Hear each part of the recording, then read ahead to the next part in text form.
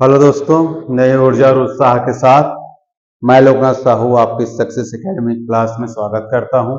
आज हम पढ़ेंगे पार्ट 6 कंप्यूटर का और आज हम नए टॉपिक स्टार्ट करने वाले हैं जिसका नाम है इनपुट आउटपुट डिवाइस के बारे में आज हम पढ़ेंगे। इनपुट आउटपुट डिवाइसेस के बारे में हम पढ़ेंगे। जो कंप्यूटर होता है मशीन होता है और मशीन और मनुष्यों के बीच संपर्क साधने के लिए एक माध्यम की जरूरत होती है। वह माध्यम होता है इनपुट और आउटपुट डिवाइस। तो ये कंप्यूटर और यूजर के बीच, जो यूज करता है वो यूजर के बीच संपर्क साधने का माध्यम होता है इनपुट आउटपुट डिवाइस। होता क्या है, जो भी आप डाटा डालते हैं, जो कंप्यूटर होता है वो मशीनी लैंग्वेज को समझता है। कौन सा लैंग्वेज को? मशीनी लैंग्वेज को समझता है। लेकिन जो डाटा दिया जाता है वो मानवीय लैंग्वेज पे होता है। यानी जो डाटा हम कंप्यूटर को देते हैं, इनपुट करते हैं, ह्यूमन लैंग्वेज पे होता है, मानवीय लैंग्वेज पे होता है। अब कैसे करें? तो समस्या हो गई कि इंसान अपनी भाषा यूज कर रहा है, कंप्यूटर अपनी भाषा यूज कर रहा है, तो हमको एक यूनिट या डिवाइस की आवश्यकता होती है। वह डिवाइस होता है इनपुट आउटपुट डिवाइस। होता क्या है, ये आपका इनपुट डिवाइस है। इनपुट यूनिट, इनपुट यूनिट क्या करेगा? इंसान मानवीय लैंग्वेज जो है, मानवीय भाषा इनपुट डिवाइस के थ्रू सीपीयू को देता है। ठीक है, फिर सीपीयू क्या करेगा? इसका प्रोसेसिंग करेगा। प्रोसेसिंग करने के बाद ह्यूमन लैंग्वेज कहाँ गया? इनपुट डिवाइस में। इनपुट डिवाइस इसको मशीनी लैंग्वेज में कन्वर्ट करता है और इसको दे देता है सीपीयू को। सीपीयू क्या करेगा? इसमें मशीनी लैंग्वेज को प्रोसेस करेगा। फिर प्रोसेस करने के बाद आउटपुट के मशीनी लैंग्वेज किसको दे देता है?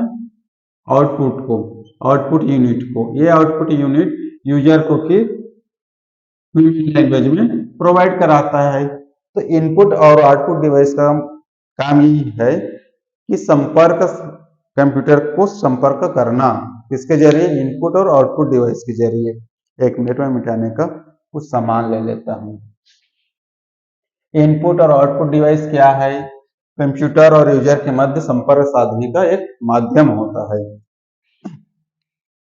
चलिए हम पढ़ते हैं इनपुट डिवाइस के बारे में। इनपुट डिवाइस के बारे में। इनपुट किसके बारे में? इनपुट डिवाइस के बारे में।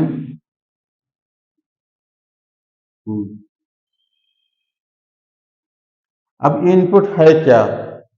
बाह्य स्रोत से प्राप्त की गई सूचना। किस स्रोत से? बाह्य स्रोत से प्राप्त की गई सूचना जो कंप्यूटर सॉफ्टवेयर में फिट किया जाता है। ध्यान से सुनना। बाह्य स्रोत से प्राप्त की गई सूचना जो कंप्यूटर के सॉफ्टवेयर में क्या किया जाता है? फिट किया जाता है, इनपुट कहलाता है। और इनपुट किसके द्वारा फिट करेंगे? इनपुट डिवाइस के थ्रू। इनपुट डिवाइस कौन कौन है? Keyboard, mouse, OCR, barcoder, barcode reader और आपके स्कैनर हो गए। ये सब क्या है? इनपुट डिवाइस हैं, जिसके थ्रू आप बाह्य स्रोत से जो सूचना है या डाटा, सूचना तो नहीं कहना चाहिए, डाटा को आप किसमें? कंप्यूटर के सॉफ्टवेयर में क्या करेंगे? फिट करेंगे। तो ये बाह्य स्रोत से प्राप्त की गई सूचना को कंप्यूटर सॉफ्टवेयर में फिट करना क्या कहलाता है? इनपुट कहलाता है। इनपुट जो होता है इलेक्ट्रो मैकेनिकल डिवाइस होता है। कैसा डिवाइस? इलेक्ट्रोमैकेनिकल डिवाइस, जो कि विद्युत पर निर्भर होता है। विद्युत यांत्रिकी मशीन कहना चाहिए, उस पर निर्भर होता है। ये क्या करता है? Input device data and instruction को किसमें कन्वर्ट कर देता है? बाइनरी कोड में। किसमें? बाइनरी कोड में कन्वर्ट करता है या इसी को बोलते हैं मशीन लैंग्वेज। मशीन लैंग्वेज में क्या कर देता है, कन्वर्ट कर देता है। मानवीय भाषा को मशीनी भाषा में परिवर्तित करने का काम इनपुट डिवाइस का होता है। अब इनपुट के रूप में क्या, तो इनपुट के रूप में आप कंप्यूटर को देते हैं, टेक्स्ट देते हैं, इमेज हो सकता है, ऑडियो हो सकती है, वीडियो फॉर्म हो सकता है, इन सब, या अदर फॉर्म भी हो सकता है जिसके थ्रू कंप्यूटर को आप क्या करते हैं, सूचना देते हैं।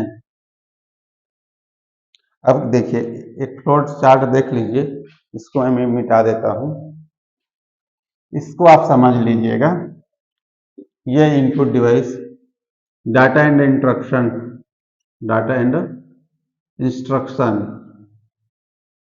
इंस्ट्रक्शन, ये जो है कौन से लैंग्वेज पे है, ह्यूमन लैंग्वेज, मानवीय भाषा में है। ये कहाँ गया, ये इनपुट के जरिए इनपुट को दिया गया, इनपुट यूनिट को दिया गया, इनपुट यूनिट को दिया गया। ये इनपुट यूनिट इसको कन्वर्ट कर देता है, इसको डाटा एंड इंस्ट्रक्शन को कन्वर्ट करेगा, डाटा एंड इंस्ट्रक्शन को मशीनी लैंग्वेज में कन्वर्ट करके किसको देगा, सीपीयू को देता है। ये काम है जो आप डाटा डालते हैं, data and instruction human language पर होता है, वो इनपुट यूनिट के पास आती है। इनपुट यूनिट क्या करेगा, उस डाटा और इंस्ट्रक्शन को, उस डाटा और इंस्ट्रक्शन को, 1 मिनट, उस डाटा और इंस्ट्रक्शन को मशीनी लैंग्वेज में चेंज करके सीपीयू को प्रदान कर देता है। ठीक है, अब पढ़ते हैं कौन कौन से इनपुट डिवाइस हैं जी। इनपुट डिवाइस के बारे में पढ़ लेते हैं। इनपुट से एक प्रश्न आपका 100% श्योर है, एक प्रश्न तो यहां से बनेगा ही इनपुट से। हम देखते हैं इनपुट के बारे में, इनपुट डिवाइस, इनपुट डिवाइस से जो क्लासिफिकेशन है मुख्यतः 2 प्रकार के देखेंगे। आप मेरे साथ पेपर पेंसिल उठा लीजिए और मेरे साथ बनाइए। मेरे साथ आप जब साथ में बनाएंगे नोट्स तो आसान होगा पढ़ने में भी और समझने में भी। तो एक होता है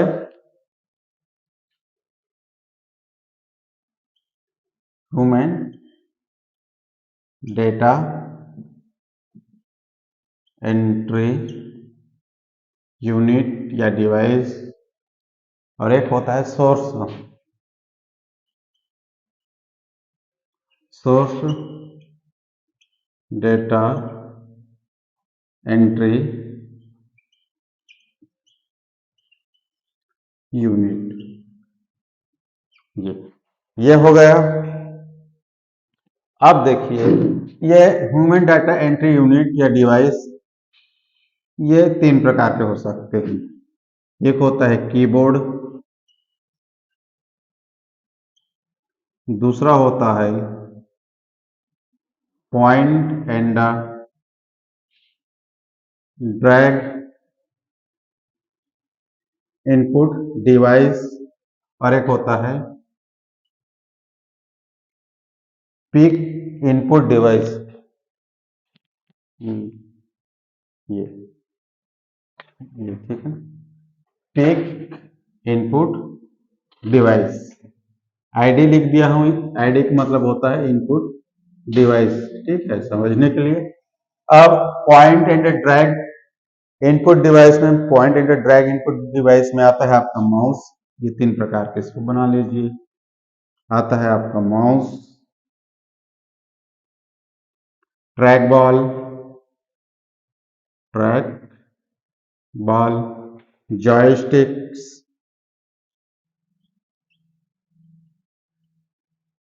पिक डिवाइस में आता है आपका लाइट पेन, लाइट पेन और टच स्क्रीन,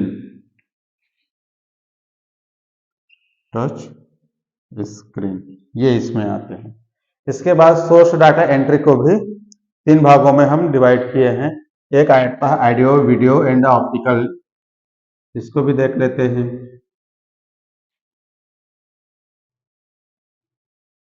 ये एक आता है audio input device, video input device, optical input device, ये 3 प्रकार के डिवाइस हैं। अब ऑडियो इनपुट डिवाइस, ये 3 प्रकार की ये भी हैं। एक होता है स्पीच रिकॉग्निशन इनपुट डिवाइस, एक होता है साउंड कार्ड, एक होता है साउंड कार्ड देंगे सर, साउंड कार्ड होता है, एक होता है माइक्रोफोन, एक होता है माइक्रोफोन। वीडियो इनपुट डिवाइस 2 प्रकार के हो सकते हैं। एक तो होता है वीडियो कैमरा, वीडियो कैमरा, और होता है digital camera.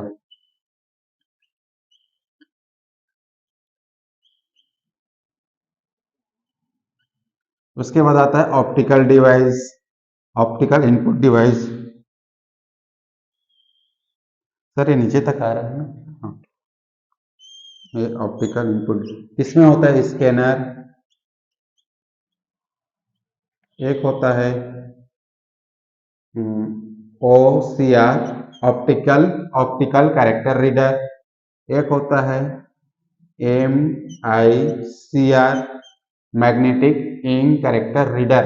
Magnetic ink character reader का उपयोग चेक जो होता है ना बैंकिंग कार्य, उसमें इसको उपयोग करते हैं। बैंक में जो चेक नंबर लिखा हुआ रहता है वो इसी का है, मैग्नेटिक इंक कैरेक्टर रीडर से पढ़ा जाता है। उसके बाद OMR, ये तो फेमस है, व्यापम, CG, PSC या अदर एग्जाम की जो आंसर शीट होती है OMR शीट होती है, ऑप्टिकल मार्क रीडर। इसके अलावा इसमें आप पंच कार्ड, इसके बाद इसमें बार कोड रीडर,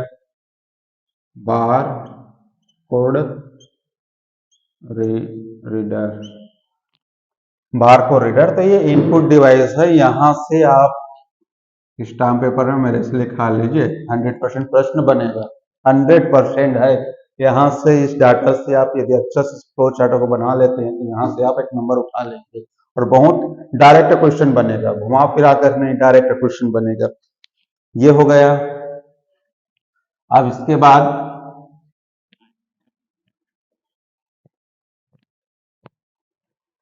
देखते हैं कुछ और इनपुट है, जैसे इलेक्ट्रॉनिक, एक और है electronic card reader, electronic card reader होता है, और एक होता है किम्बॉल टैग रीडर।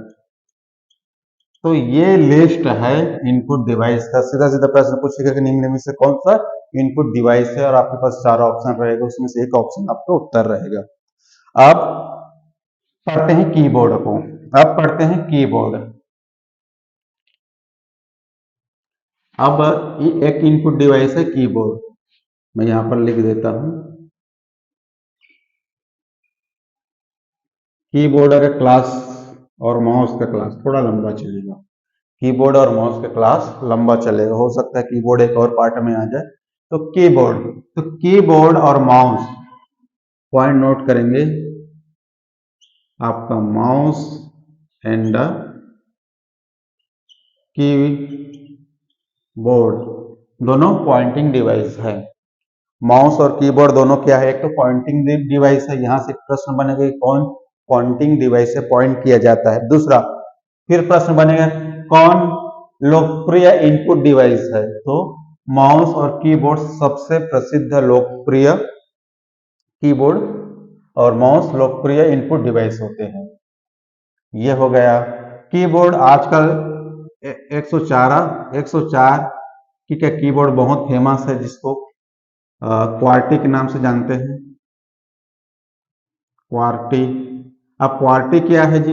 जब इस प्रकार से आप कीबोर्ड देखेंगे तो अल्फाबेट में मध्य भाग में, अल्फाबेट में देखेंगे तो मध्य भाग में उसके ऊपर वाले हिस्से पर यही 6 अक्षर क्रमशः रहते हैं, WQWERTY।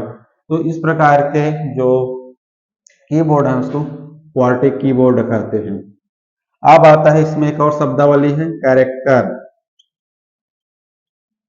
कैरेक्टर्स क्या है जी?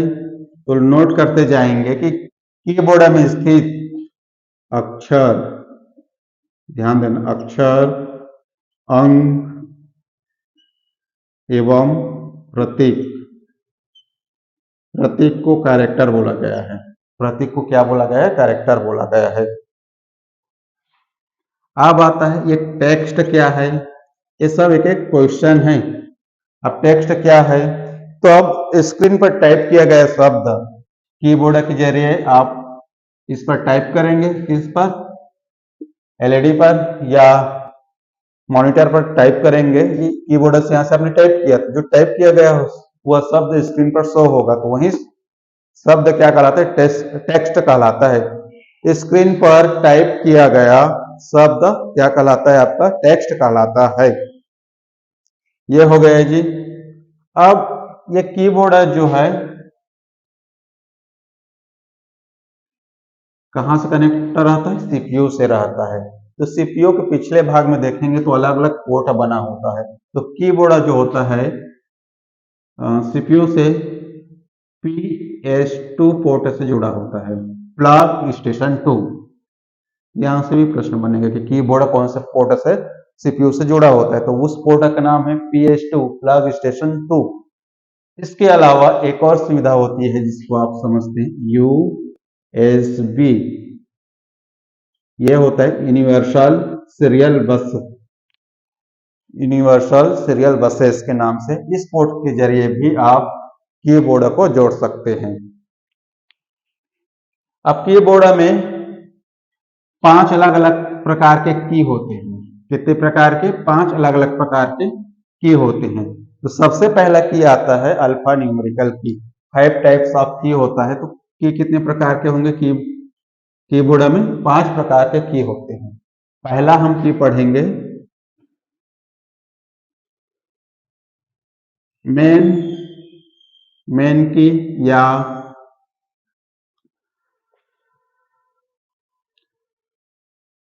टाइपराइटर कीबोर्ड, मेन की या मेन मेन कीबोर्ड या टाइपराइटर कीबोर्ड, ये 2 प्रकार के होते हैं। एक तो होता है अल्फा कीबोर्ड, अल्फा की होगा, और दूसरा होता है न्यूमेरिकल न्यूमेरिकल कीज। आप देखेंगे ये आपका कीबोर्ड है। तो अल्फा के जो होते हैं 26 होते हैं, A to Z, जो कीबोर्ड के मध्य भाग में स्थित होता है। कीबोर्ड के मध्य भाग में अल्फा की होते हैं। जस्ट इसके ऊपर नंबर की होता है। जस्ट इसके ऊपर देखेंगे तो कौन सा की होता है? नंबर की होता है। 1 2 3 ऐसे करके 9 तक, और ऊपर में कुछ और अन्य प्रतीक रहते हैं। तो न्यूमेरिकल की में 0 से लेकर 9 तक के नंबर होते हैं। इसके अलावा प्रत्येक नंबर के ऊपर कोई और प्रतीक रहता है। प्रत्येक नंबर के ऊपर, जैसे कि 2 के ऊपर @ रहता है। तो इस प्रकार के आपको मेन कीबोर्ड में 2 की दिखाई देंगे, आपका अल्फा और न्यूमेरिकल। मेन कीबोर्ड के द्वारा आप अल्फा न्यूमेरिकल न्यूमेरिकल डाटा की एंट्री करते हैं।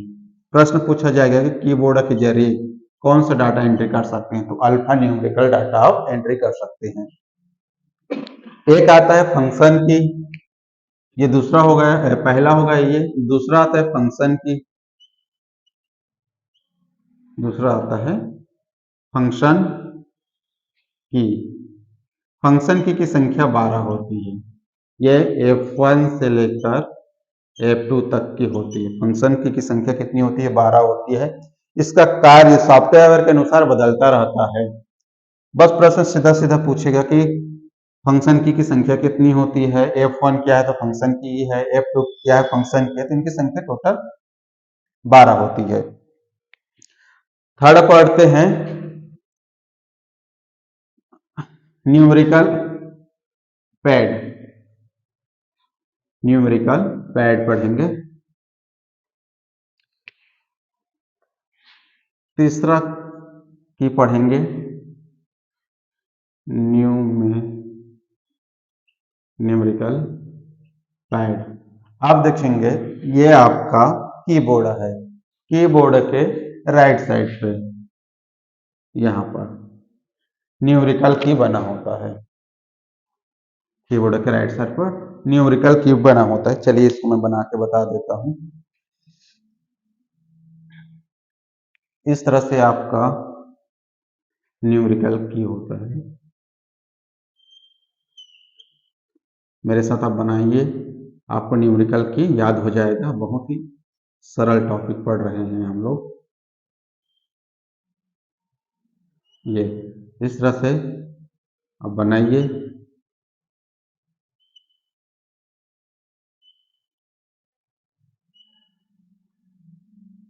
फटाफट से आप अपना पेन कॉपी उठाइए और बनाइए। यदि आप इसका डायग्राम बना लिए तो न्यूमेरिकल की से आने वाले जितने भी प्रश्न है उसको आप सॉल्व कर लेंगे, कोई बड़ी बात नहीं है।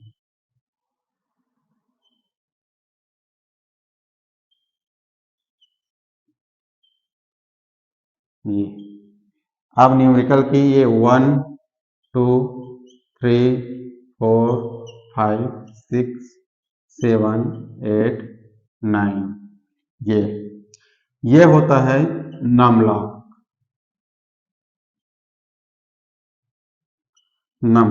ये होता है भाग, ये होता है आपका गुणा, ये होता है आपका माइनस, ये होता है आपका प्लस, ये होता है